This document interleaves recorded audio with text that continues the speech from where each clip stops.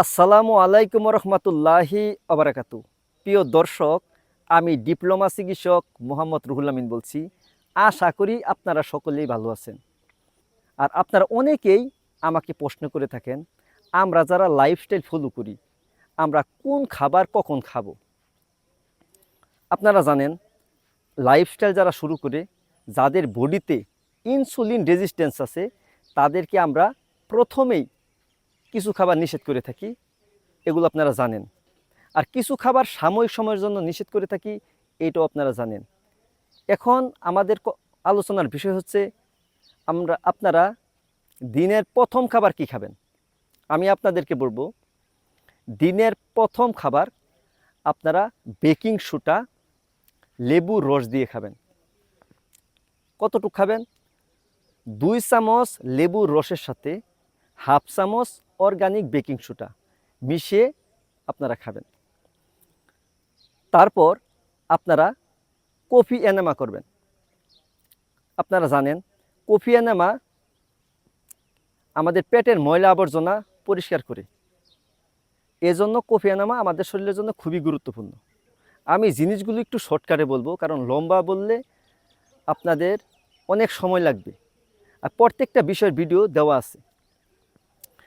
আপনারা কফি এনামা করার আগে আপনারা 1 লিটার পানিতে 1 চামচ পিনসল দিবেন।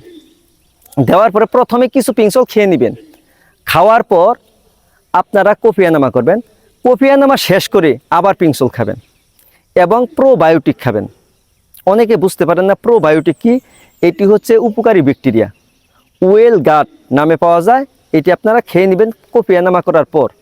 কারণ কফি এনামা করলে আমাদের পেট থেকে ময়লা আবর্জনা বের হয়ে যায়।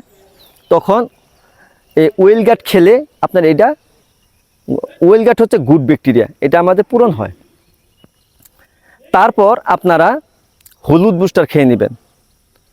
1 গ্লাস পানিতে 1 চামচ হলুদের গুঁড়ো, অবশ্যই অর্গানিক হতে হবে, আর 1 টেবিল চামচ কোকোনাট অয়েল দিয়ে আপনারা খেয়ে নেবেন। তার 1 থেকে 2 ঘন্টা পর আপনারা চিয়া সিড খেয়ে নেবেন।